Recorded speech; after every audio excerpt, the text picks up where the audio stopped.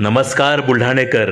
आपल्या संपूर्ण कुटुंबासह तसेच मित्रपरिवारासोबत विविध पदार्थांचा आस्वाद घेण्यासाठी veg non veg family restaurant hotel sunrise.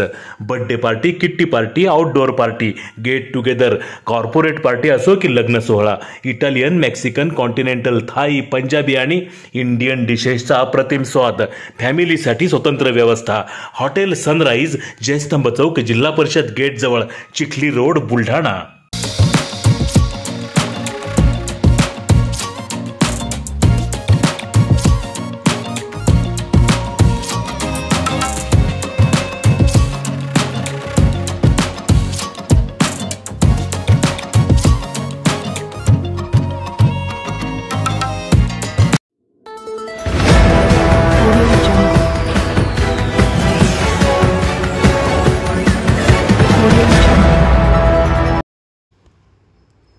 Vijayraj Shinde यांची भाजपचे जिल्हाध्यक्ष म्हणून नियुक्ती.